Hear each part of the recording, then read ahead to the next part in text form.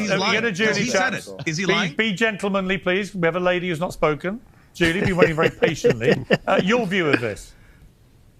I'll tell you what, before you answer, I know you said in your Substack about this, under normal circumstances, Pete Hegseth, would be precluded from serving in any leadership role. So explain why you said that.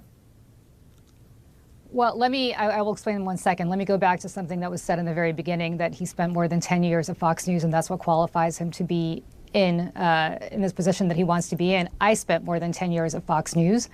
I don't think I'm qualified to run the DOD whatsoever based on my time at Fox News. I said that was one of the things. If you, well, I don't think that's even a remote qualification. That's one. Being able to communicate ideas as the Secretary of Defense and explain policy is actually a very big part of the job.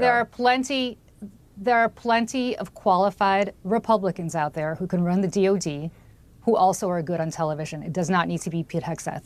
Secondly, again, you talked about NDAs. I am bound by an NDA at Fox News. If I were not bound by an NDA and if Fox News wanted to release me from that NDA, I could tell you about my time with Pete Hegseth.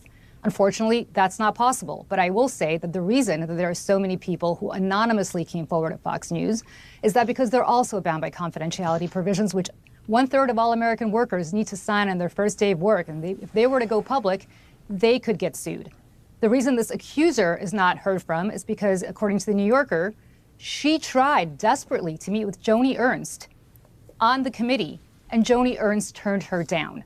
So the reason that she has not been able to come out publicly is because she has an NDA, and even privately, she could not meet with a senator on this committee who's also a rape survivor to share her story, because that rape survivor did not want to hear from a woman who was going to put her potentially in a position to vote against Pete Hegseth.